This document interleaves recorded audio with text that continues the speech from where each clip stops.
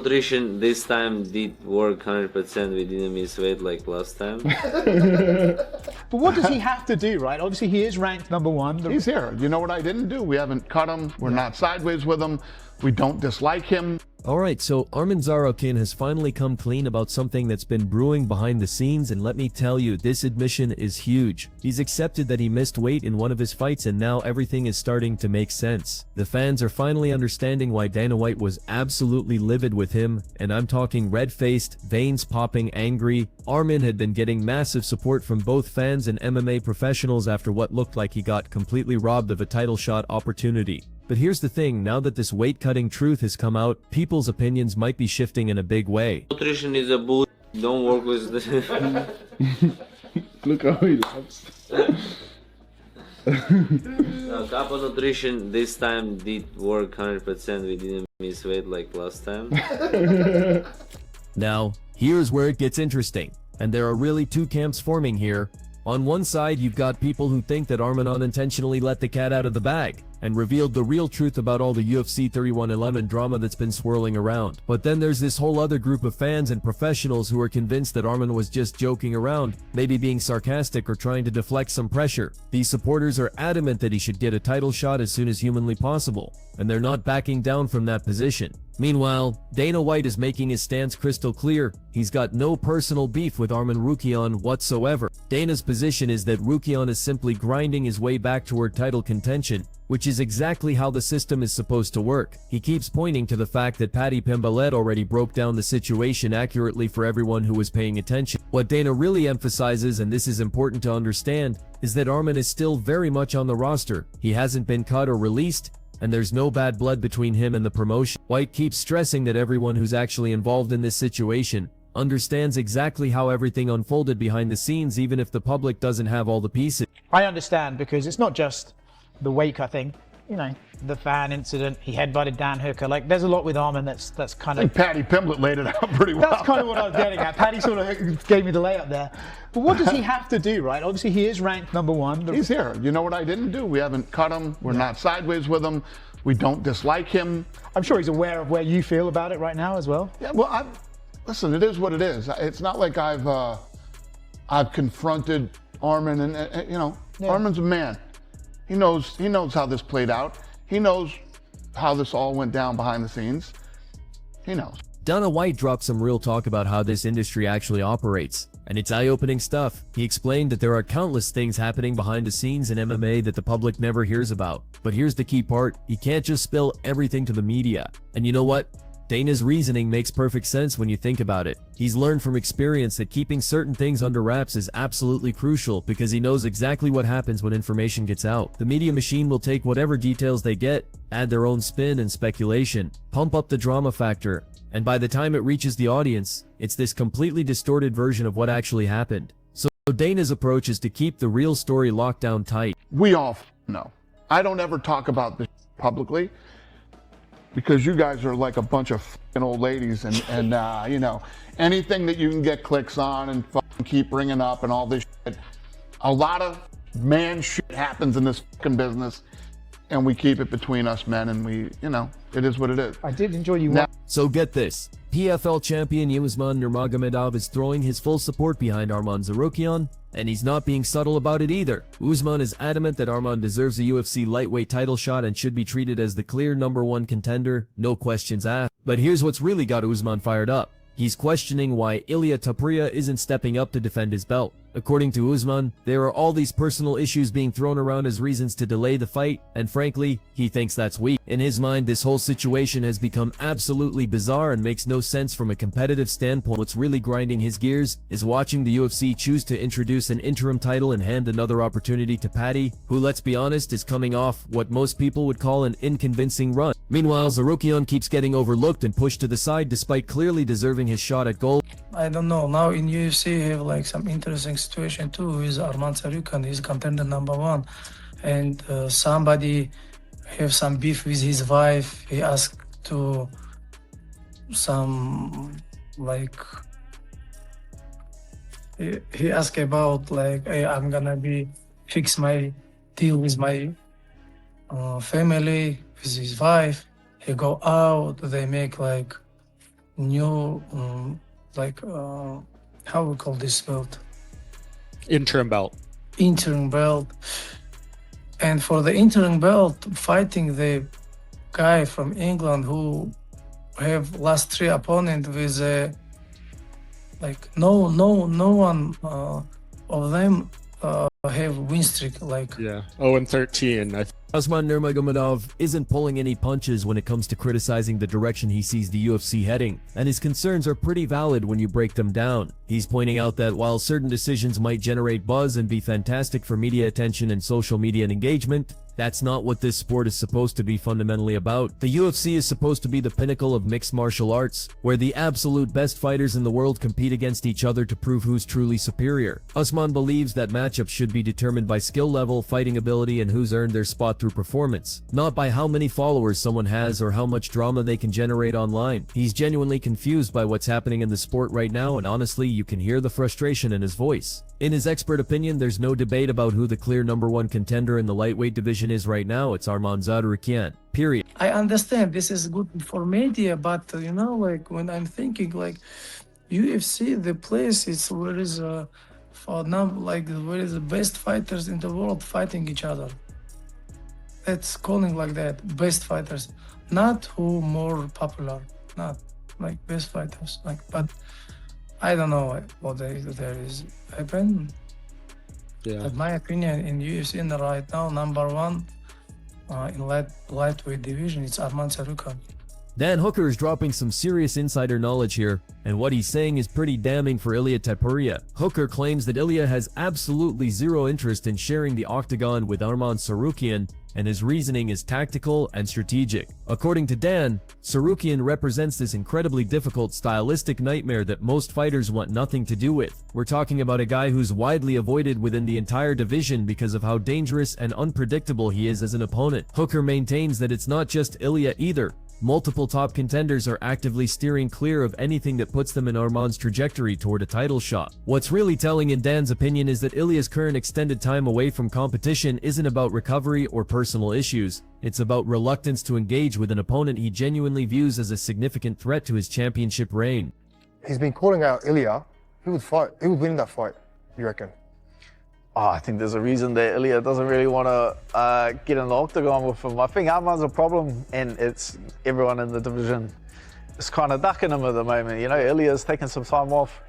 And then the other two don't want to fight him, Paddy and Gagey, they both don't want to fight Arman, so now they're fighting each other. So he's kind of just left in the lurch. Maybe I'll get past BSD, and I think I'll be the only guy to put my hand up to run it back with Arman. And here's the brutal reality of what Dan Hooker is predicting. This whole political game and avoidance strategy could end up forcing Arman into spending another entire year sitting on the sidelines, just waiting and watching. Think about that for a second. A guy who's clearly earned his place, who's put in the work, who's beaten quality opponents, could lose a whole year of his prime fighting career because other people don't want to face him. Арману в частности.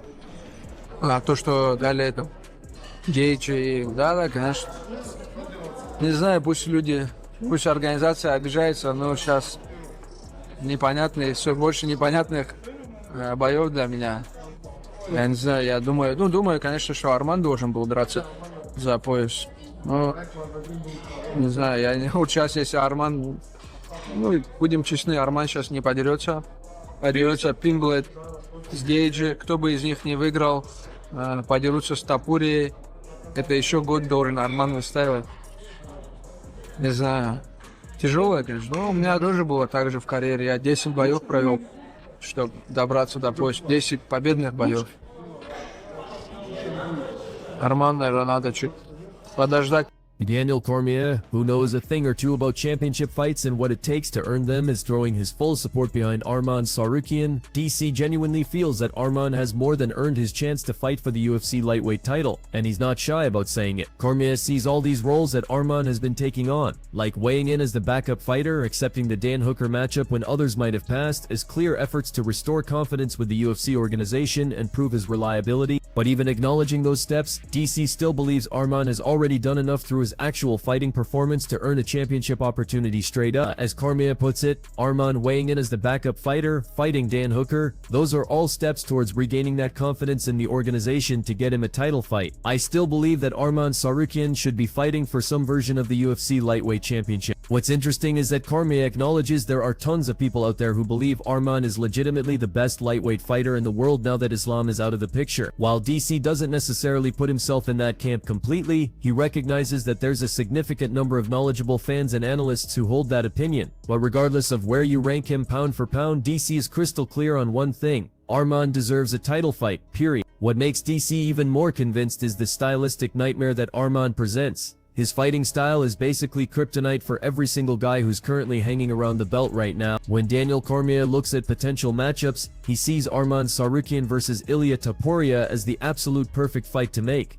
The reason? There's already this clear rivalry and competitive edge between them that you can feel whenever they're in the same room. DC thinks Arman definitely has a legitimate chance to win that fight, but he also respects that Ilia is extremely skilled and dangerous, which would make it the kind of matchup where both fighters would be fully challenged and pushed to their limit. As Cormier explains it, I believe Arman versus Ilia is the fight 100%, and you can tell from their interactions that these guys genuinely don't like each other. It's easy to build a fight between these two because the competitive tension already exists naturally. There's a real chance Arman can win, but you also know there's not a person in the world that Ilia Topuria can't beat among these elite champions.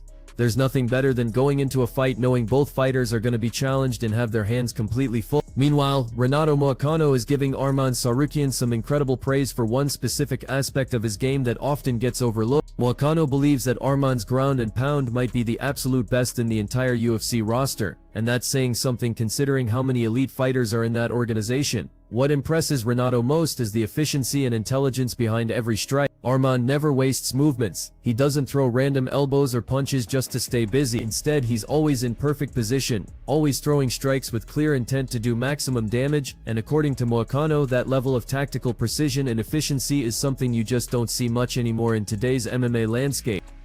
What a masterclass! He looked great. I was so surprised. When you're gonna fight a guy like Merab, like, that is the masterclass. Like, sure. He put on a clinic. I didn't think he was going to be able to do that for 5 rounds. I thought he'd have one, maybe max 2, and I thought Merab was just going to do what Merab does. I was so wrong. Bro, his training camp must have been hell. Had to. Had to be hell. Had to. Be. I mean, he must have done some. I mean, it looked like it. I saw some videos of it. It looked like he was doing some wild strength and conditioning and plyometrics, and he knew what he was in for. That's the thing. If you're going to fight a guy like Merab, it's like, you know what the mountain is. You ready to climb it? For sure. And the first time they fought, apparently he had a f***ed up right hand. That's what I heard. He couldn't grapple with it, and he couldn't throw punches with it. So I rewatched the fight after he said that. I was like, oh, he's barely using it. Like, barely using his right hand. Made sense, right? Totally makes sense. And then also psychologically, if you only got one hand, that everything, now you have to think.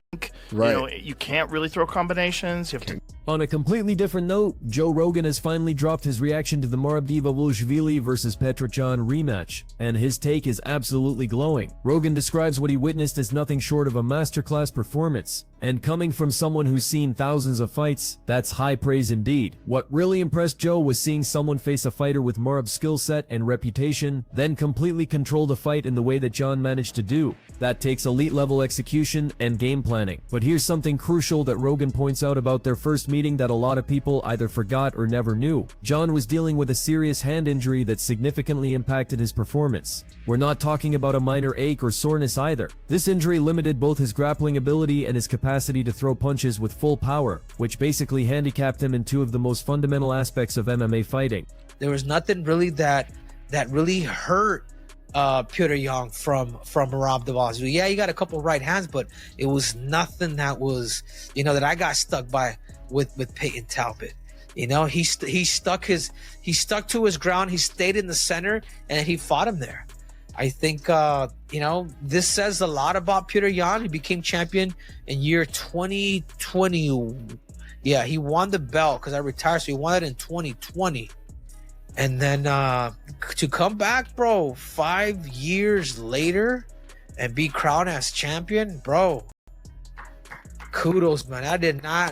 Henry Cejudo is absolutely blown away by what Petr Yan accomplished, and honestly his reaction captures what a lot of longtime MMA fans are feeling right now. Cejudo is giving massive credit to Yan for managing to reclaim the championship title a full 5 years after first winning it. Think about that timeline. 5 years is an eternity in this sport, where careers can end in seconds and new contenders emerge every few months. Henry admits that he never thought a comeback like this was even remotely realistic, especially after such an enormous gap between title reign. What really impressed Cejudo about Yan's performance was the mental toughness and composure he displayed throughout the fight. Yan absorbed everything that was thrown at him, stayed completely composed under pressure, held his ground in the center of the octagon like a veteran champion, and never once backed down or showed signs of being intimidated. Henry, that performance demonstrated not just Yan's natural toughness, but also his growth and evolution as a fighter during his time away from the belt. It made his return to championship status even more impressive and completely unexpected. He was getting pieced up. He had got hit with a couple body shots. His recovery is wild. How he's able to recover off those shots. Real fighters know when you get hit in the liver, clean shot. 90% of you guys drop to a knee, fold. He was making noises, but he was still standing. He had no quitting. He was going all the way to the end. His corner was a little bit weird. When they were telling him that we think you're winning 2-0, 3-0, and then even in the 5th round, they said Petr Yan's supposed to come out hard. I think it should have been Merab coming out hard, but Aljo came out saying that he admitted the same thing, where he didn't know what he was watching. Could have been 2-2 or 3-2. He didn't see 4-1. I didn't see 4-1. I definitely thought Petr Yan was winning. You know what's absolutely incredible about Merab Dvalishvili's performance?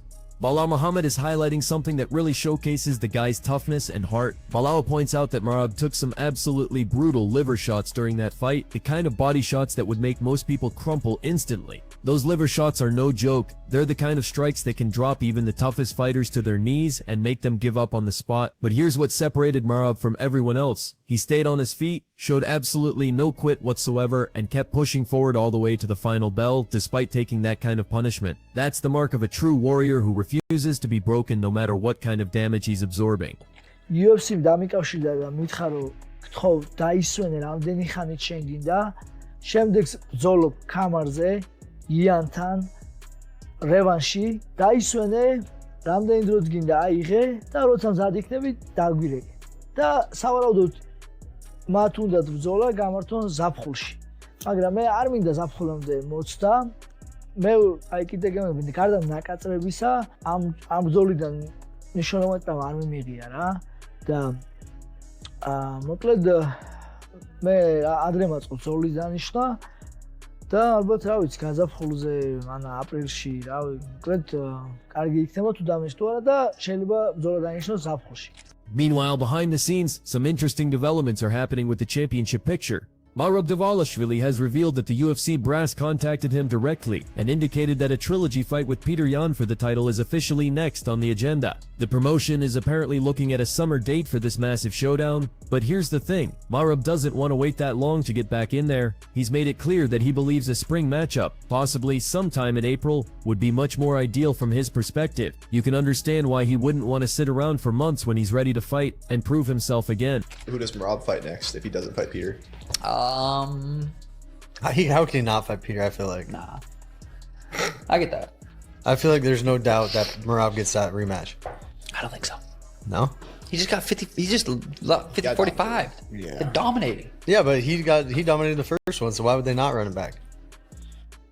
However, Sean O'Malley has a completely different prediction about how this whole situation is going to play out, and his reasoning is pretty logical when you think about it. O'Malley doesn't believe the UFC will actually schedule a third fight between Merab Dvalishvili and Petr Yan, at least not immediately. His argument is straightforward and brutal. Merab was completely and utterly dominated by Yan in their last encounter. When you have that level of one-sided performance, it makes it highly unlikely that the promotion will immediately run that matchup back, especially when there are other compelling contenders waiting in the wings. No, they ain't running that back. No? No.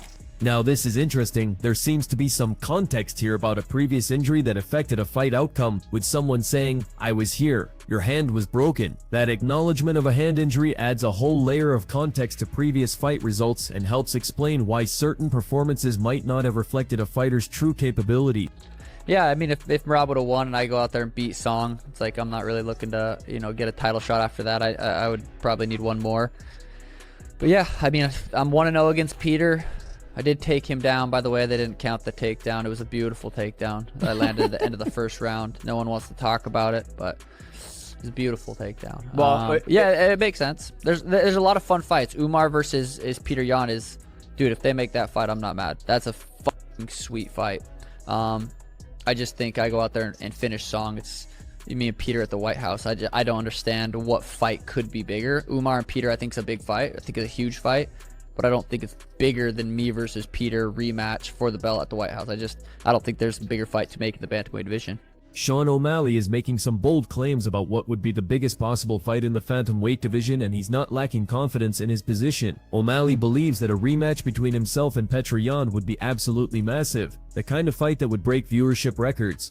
His argument is that he already holds a victory over Yan, which gives the fight instant legitimacy and stakes. But here's something that Sean feels gets completely overlooked and ignored by fans and media. He actually took Yan down during their fight, which is a pretty significant achievement that demonstrates his well-rounded skill set. While O'Malley acknowledges that Umar Nurmagomedov versus Petr Yan would certainly be a strong matchup with technical merit, he's adamant that it wouldn't even come close to comparing to a title fight between himself and Yan, especially if it happened on a huge stage like the White House or another major venue. And Tim showed me this morning. He said, they asked like Peter if you would give me a rematch if I beat Song, whatever. And Peter goes, ha, starts laughing. And every time Peter's been asked about me in a rematch, even before this, he's avoided it. I'm not saying Peter Yan's scared of me by any means. He's definitely. But why? He says I'm not deserving or I'm not good enough or whatever. Wouldn't that be a great reason to defend the belt? Wouldn't you want to fight? I fought Cheeto. Like, why wouldn't you want? He said Merab and Umar could rematch. There's that. I don't know. Me and Sai, yeah, I gotta go get through Song. But here's where things get really spicy. O'Malley genuinely feels that Petr Yan is actively avoiding a rematch with him, and he's got specific evidence to back up that claim. Sean points out that whenever Yan gets asked in interviews about the possibility of facing him again, Yan consistently dismisses the idea by claiming that O'Malley isn't deserving of another shot or doesn't merit the opportunity.